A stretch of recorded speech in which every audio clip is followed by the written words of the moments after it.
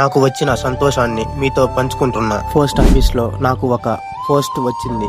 అమరావతి నుంచి నాకు ఒక పోస్ట్ వచ్చిందంటే నేను ఆశ్చర్యపోయాను. గతంలో నేను ఓపెన్ 10th ఎగ్జామ్ రాశాను.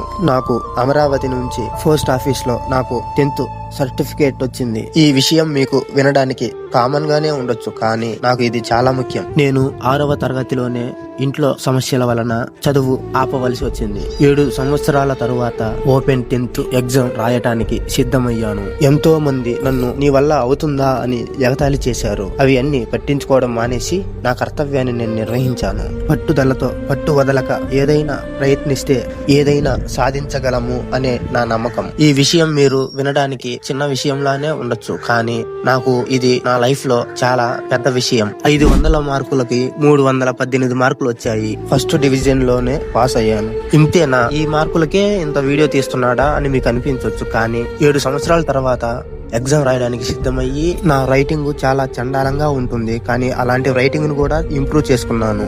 నాకు ఎగ్జామ్ లో వచ్చిన మార్కులు ఎలా ఉన్నాయో ఖచ్చితంగా కామెంట్ చేయండి. I'm waiting for your support. Like and share, follow చేయండి. మన ఛానల్ ని సబ్స్క్రైబ్ చేసుకోండి.